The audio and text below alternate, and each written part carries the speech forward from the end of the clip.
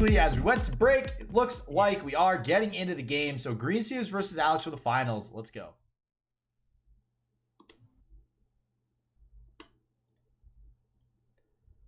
All right, it looks like we are going to get Draven Ezreal versus Thralls, which honestly, we go back to last format. This was a matchup that we were seeing quite often. A little bit different now, a little bit of change in some of the cards that we see, but otherwise, yeah, what we do see though is a scorched earth in the opening hand of Greenseers, and that is really bad for Alex, as well as the fact that Alex has no Thralls in the opener. Ooh, and the Tri-Beam with 3/3 costs. You know, we've called some games early before, but okay, and an Ezreal off the top. This is gonna be rough for Alex, and even this is and another Boulevard. Yeah. This is not good. No, and yeah, there's the calling strike straight away onto the Lissandra to let the Draven push through some damage. Tri-Beam already up to 3. And there's no promising future. There's no kind of countdown stuff for Alex, which I think actually plays in their favor. Yeah. Because Greenseers does have the Scorched Earth, the last thing you want to do is take off a turn, committing mana onto this Thrall just to have it die. Yeah, I mean, we do have one countdown, but I mean, maybe Greenseers is going to wait until it gets closer to actually play the Scorched Earth, which makes sense. We're actually pretty close to leveling Talia. Yeah, we have plenty of landmarks. With our second Thrall, our Preservarium, and the Talia, that puts us at 4. And Talia, I mean, she is kind of a win con. I mean, she does a lot of damage when she attacks. The buff for her, I think, was really impactful. It's not going to make a difference in this situation in particular, but I do like the change that they made. And we are, I mean, and listen, Alex does have 2 Kindly Tavern Keeper. I almost said Alex has 2 Greenseers. I don't know why I just like saw Kindly Tavern Keeper and thought like it looked like Greenseers for some reason. You know what Greenseers looks like, right? Yeah, his pictures in his thinking thing. Like I have no idea why I thought that. Don't ask me how my brain works. You think I know how my brain works? So we have some staying power here. I mean, we're gonna have these as chump blockers. Problem is Draven does a really good job against these Kindly Tavern Keepers, right? I mean, I mean, there's no way to buff their health really in this deck unless we get something like a 3 Sisters. It's just they're just going to be chump blockers. They're just going to die, and they're just going to hopefully allow Alex to continue on in the game a little bit longer. And what I will say is, I mean, we do have multiple Frozen Thralls, and there is only one Scorched Earth. So as long as Alex doesn't invest too much into one specific Frozen Thrall here, maybe we grind this out and get into a really late game situation where there's just a giant board full of Thralls. As long as we can stay healthy, and that's going to be the problem, though, is staying healthy, right? Especially with this hand. Yeah, I think the problem is, like, you know, maybe Greenseers has to use a Scorched Earth because we do have one of these down to 4. I think getting the Talia off is huge for Alex here. You know, having these 2 that are sort of diversified now, even if the Scorched Earth comes down, we're not in that bad of a position.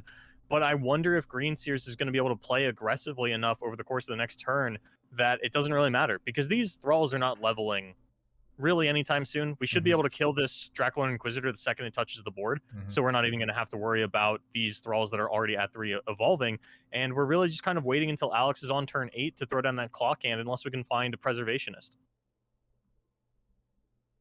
Yeah, we'll see here. Priority, just waiting on Greenseers. Looks like we're also going to Static Shock. So actually setting the Talia up within Mystic Shot range, which is kind of odd because, oh no, she's 2 landmarks away. Okay.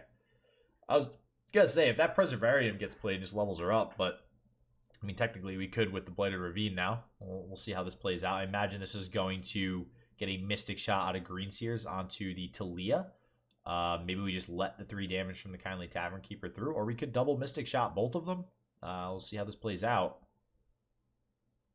Yeah, Greenseers is in a little bit of an awkward spot. I thought they had a Ravenous Flock in hand for some reason, but they don't, and that means that they're actually not going to be able to kill this Draculon Inquisitor when it comes down. We do end up killing the Talia. We don't have the Thermogenic Beam Mana to kill this unit, and it looks like the Thralls are just going to come out, Doza, and I think that 16 is a little bit too high of a life total for Greenseers to win this off Ezreal alone. Yeah, it's suddenly looking okay. I mean, you mentioned that Scorched Earth early on, and yeah, it did seem good if there was kind of that high rolly hand from Alex where you invest everything into that one Thrall, you get 2 or 3 Thralls out really early. That's not the case. We did diversify, like you mentioned. We got the 3 Thralls, or the 3 Frozen Thralls, I should say, on the board. Now we have 4.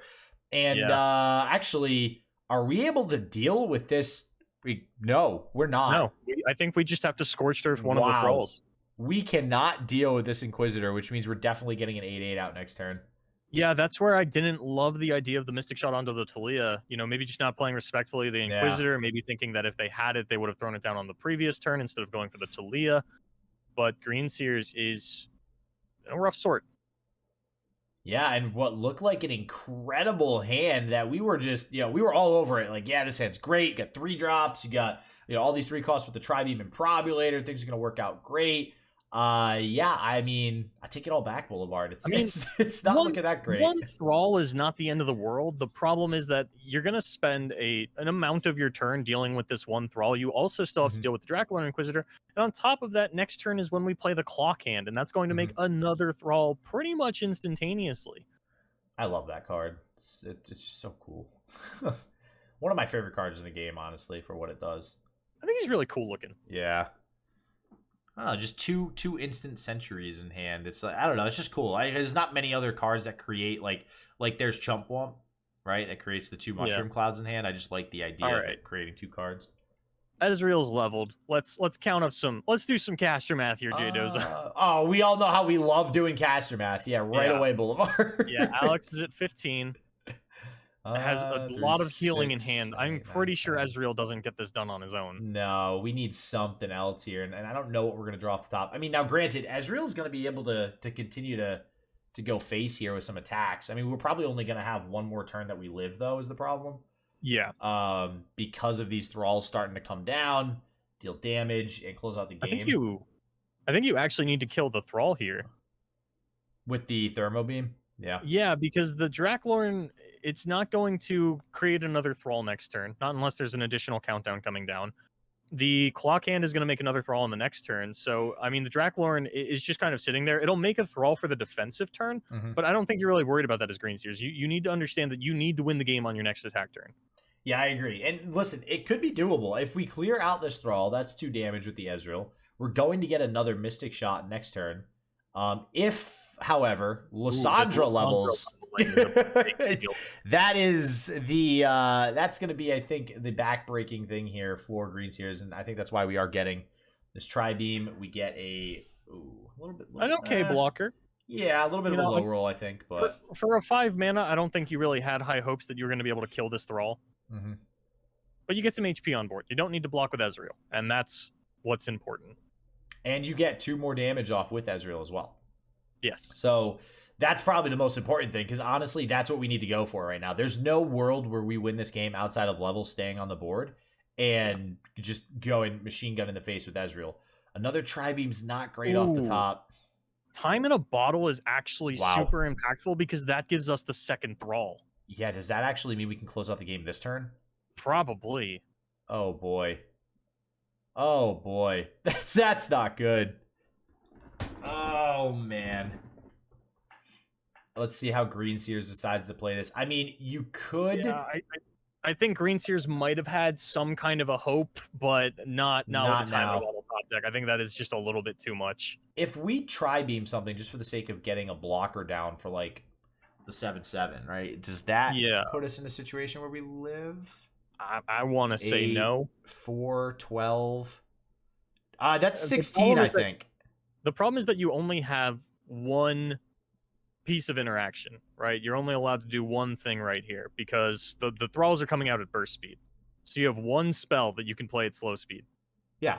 So, okay, so hear me out. Probably the best one. I think if you Tri-Beam anything and it gets you anything that can block the 7/7, you block the 7/7, you block one of the thralls with the 4/4, that's 4 damage.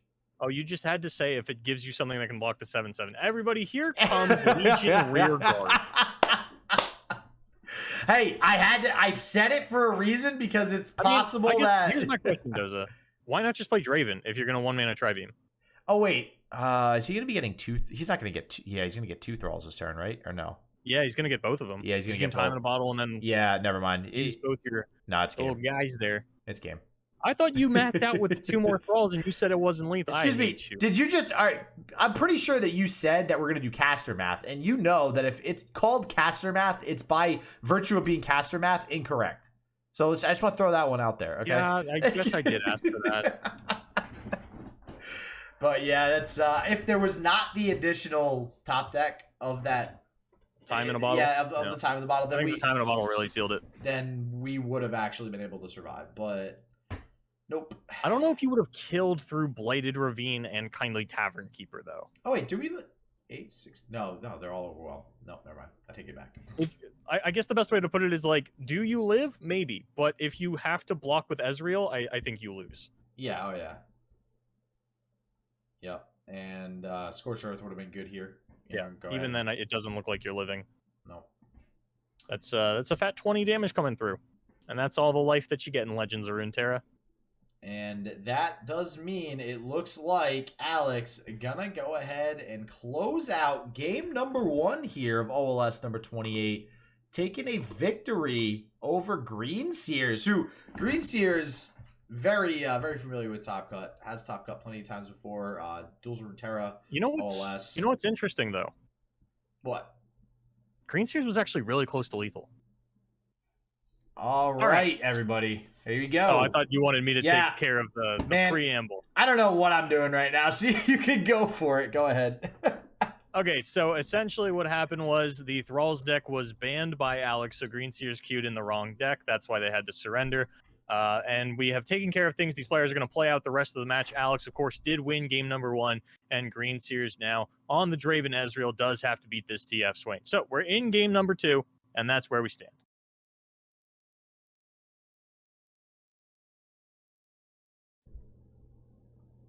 Yeah, and it does look like we have TF Swain versus Draven Ezreal, which we've seen a couple times now. And yes, there's that Captain Farron in the hand of Greenseers that, you know, we've seen a couple people play Riptide. Was it Alex actually that was playing the or sorry, this is the Draven Ezreal deck. Now I'm gonna see Captain Farron. You see the Noxus and you're just like, okay, yeah, that's Draven Ezreal. Oh, I'm gonna mix these up so much now with this Captain Farron. Never mind. So Captain Farron always in Draven Ezreal. TF Swain is the deck that is currently kind of toss up sometimes between Riptide Rex and Captain Farron. So or neither. Players still kind of figuring out how far they want to go into that top end pool. The one consistent thing I think we see across the board is, of course, the triple Leviathan. Yeah, triple Leviathan is definitely here to stay for TF Swain. But we have the keg getting pulled here from Greenseers, so that's going to feel like a little bit of a victory. We could utilize it with a fast spell. It looks like that is going to be the case. So we're going to get that kind of double proc there from the Death's Hand. Killing the spider, doing a little bit of extra damage to the Nexus. Yeah, and which I don't know. This is looking okay for Greenseers again with the 3 drops with the Tribeam and Probulator in hand. Yeah, I think the Tribeam is going to be a really big difference maker, especially if you can get it into Swain killing range, because everything else in the deck really can be killed with a Mystic Shot. That's one of the problems that TF Swain has kind of had in the past, is like Avalanche is something that comes in really big, and maybe one of the reasons that we're still seeing so much TF Swain is because with Lissandra falling to the wayside, specifically the TLC decks, maybe you come in and you think, hey, there's a lot less Avalanches in the format. I can get away with all of these 2 HP units. A similar problem we saw with Gohard. But ultimately, you know, I think Greenseers is in an okay spot. I don't think this Swain is going to level too quickly, and I think that Greenseers is playing a deck that really doesn't struggle to find fearsome blockers between the Dravens and the, you know, even just the axes that you get from the Draven onto a House Spider means that we should always have a Swain blocker, and that's something that TF Swain is usually good at finding, is a way to push through a Swain attack. Yeah, and this is looking like Greenseers trying to push through an Ezreal attack currently, which could get stopped if Alex wants. A couple different options here. Seems kind of, I don't know, seems bad investing something like a Death's Hand to kill the Ezreal. No way we invest the Flock. I feel like that has a lot more value, but yep, there it is. There is the Death's Hand. And that might lead the way into a Twisted Fates blue card. I don't think gold or red really get that much value against or against Draven Ezreal unless you're very specifically gold carding a Captain Farron, but Greenseers going to be able to open attack with the Farron anyway because he will have the attacks on odds. And red card usually not going to do a whole lot. Even if it's paired with a keg, doesn't really kill a lot of the 3 HP units in this deck. So I think the blue card is probably the best way to throw this one out. Might get the Culling Strike here, which I think Alex will be happy with because then it's not going out of Swain. So I will say what Alex has going for them right now is, I mean, we've been able to stay pretty healthy. You know, still sitting at 20 going into turn 6, and that's a big deal going against something like Draven Ezreal. I mean, Draven Ezreal, we've seen with one leveled Ezreal later on in the game, it's very easy for them to, you know, if you're in that kind of 12 health range, to possibly put together enough spells in hand to conjure up lethal there. So we'll see if that's going to be the case. Right now, pretty healthy. I think we're good. But another Ezreal coming down. This Twisted Fate, not long for this world, whether it's an Ezreal's Mystic Shot or anything else in this repertoire of removal that Greenseers has going for them here. Okay, and once again, not seeing the Swain. It's not leveled yet, so it would just die to the Culling Strike. Instead, we're going to take a much more aggressive posturing with this Arachnoid Sentry, and this might be the Tri-Beam or a return of the Arachnoid Sentry. Actually going to stun out the TF and make sure that we don't get that free unblockable attack, so to speak. Yeah, I imagine at the end of the turn, we're going to see the flock onto this Ezreal as well. Seems like a pretty good use of it. Yeah, there we go. And that's going to level the Swain. Yeah, and we talked about this earlier as well. It's a little bit of a different scenario here when you're playing up against something like Draven Ezreal with Culling Strike. You can't just jam that Swain down on turn 5 like you can versus some other decks that, you know, might not have fearsome blockers and things of that nature. So very smart, I think, from Alex to level up that Swain first. We're going to be able to probably get it down this turn and possibly go into a, you know, if we play Swain this turn, get Leviathan down next turn, you know, get them down back to back. Greenseers does have the Scorched Earth and even the Static Shock to go ahead and kind of, you know, turn on the Scorched Earth for either the Swain or the Leviathan. But for now, anyways, we're going to get that Culling Strike, get Twisted Fate off the board.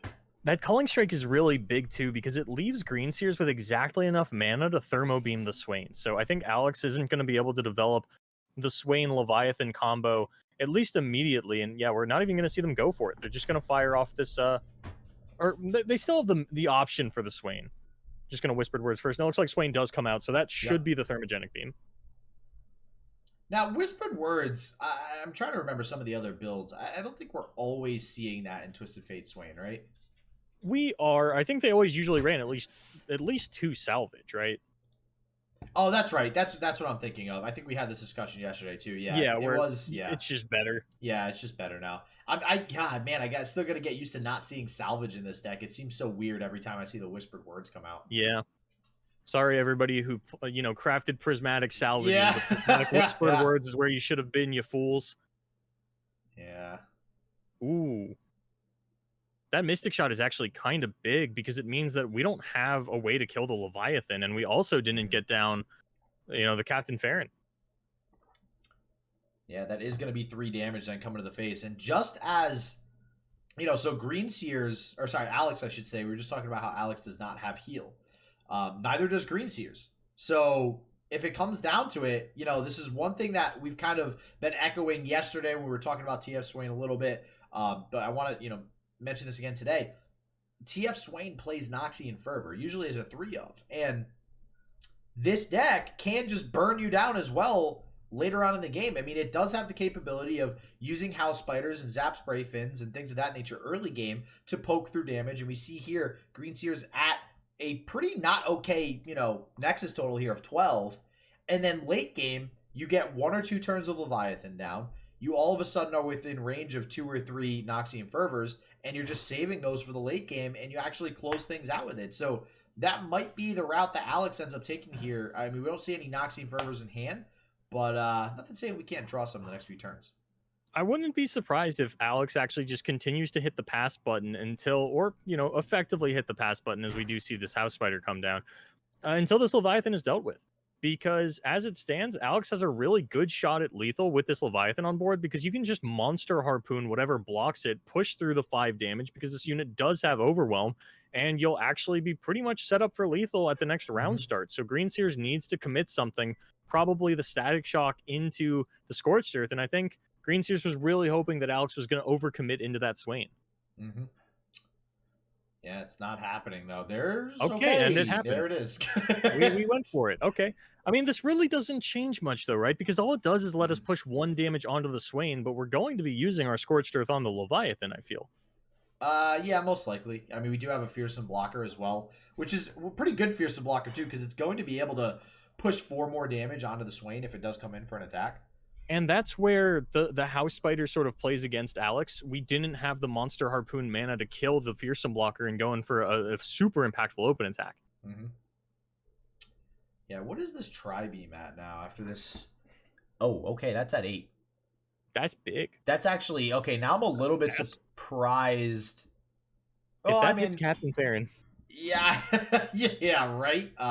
Captain Farron, though, will get dealt with pretty immediately, and we have ways to deal with 2 Farrons as well. I'm actually really surprised. Well, I don't know how surprised I am to see Noxian Guillotine over Scorched Earth, because you are playing like Make It Rains and red cards. You can actually get off a lot of Noxian Guillotines.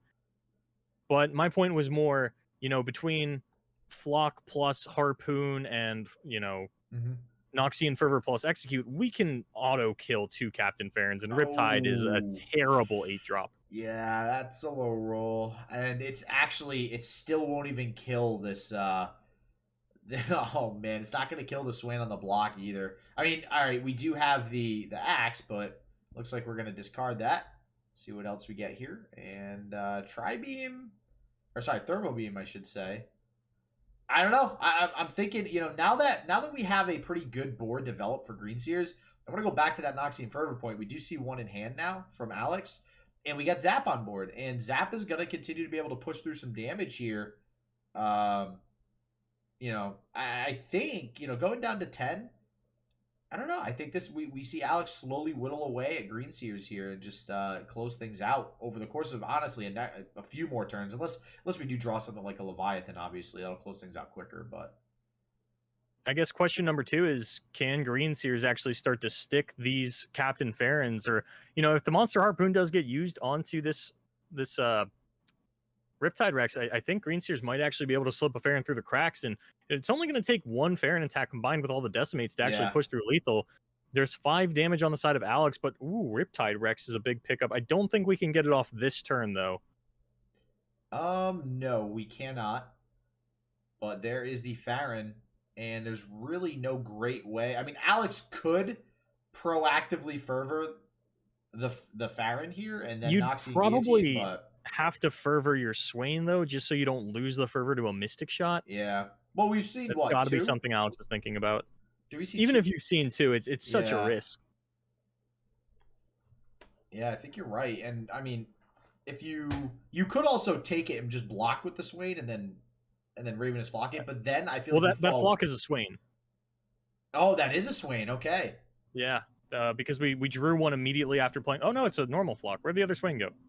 Getting lost in the sauce. Nope, that's a normal Ravenous Flock. It's one of those times where it like hit on the board and then back in hand. I guess, like yeah. That. But yeah, I mean that's an option. But even if we go for that, then we're at a situation where we just use way too many cards, and this is a rough spot. Behind. Yeah, this is a rough spot for both players. I feel.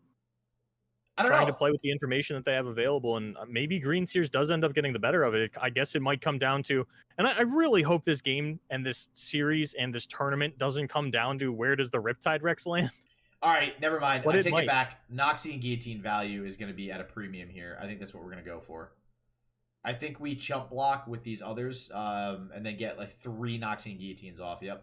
Yeah, and that's the difference between that and Scorched Earth. Wow. Yeah, Scorched Earth. Yeah, I think you're okay. Oh, wow, okay. I was going to say go back and then take the 3 damage from Draven. I think you're actually okay with that. I guess you don't want to set your Swain into Flock range because that is kind of your last threat. But Whirling Death. Wow. That feels bad. That feels bad. That feels so bad. That's not something you always really prepare for. But unfortunately with this deck, you do have to prepare for it. That is always a concern. But for Alex anyways, this Noxian Guillotine is still going to feel pretty good. Also going to be able to push 2 more damage with Zap Sprayfin, it looks like, next turn if we open attack with it. And this actually sets up a pretty good Riptide Rex. Yeah, that's where the Riptide's going to come in. Yeah. So this is going to be interesting. I don't know if Riptide alone is going to be lethal, because Riptide's going to come down. And if Riptide comes down after Captain Farron, which is very likely, I feel, it might not even hit Greenseers in the face. It might not kill anything. Yeah, that's going to feel really bad. Well, it'll have to kill something. That's how the shots line up. But okay, we could slow roll it with the Betty Croaker first, but it looks like we are just going to open attack for that Plunder. Yep, no response out of Greenseers at fast speed here. Just going to have to take that damage. And now, what do we develop? Yeah, I think if Greenseers develops Farron, I think Greenseers wins. If he doesn't develop Farron, then Riptide doing any damage I think is risky because another top-decked Noxian Fervor could be an issue. But okay, that's the opening then to kill both of these units.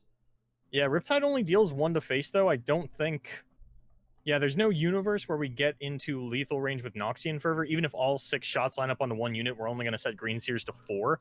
And I think Greenseers was just trying to take a safe, soft pass and say, hey, if a Leviathan comes down, I really want to have Thermogenic Beam available for that. Yep. Oh, and that said, though, could make a difference, too. Alex, as it stands, okay, the Farron does come down. I was going to say, if Greenseers just plays the Farron next turn... What does this look like? Oh, the flock also kills the Farron now. Oh, that's a big flock. That is a big flock. Oh, wow. However, all Greenseers has to do is play Decimates. Enough of a defense to survive the attack on the next turn, and we'll have Decimate lethal.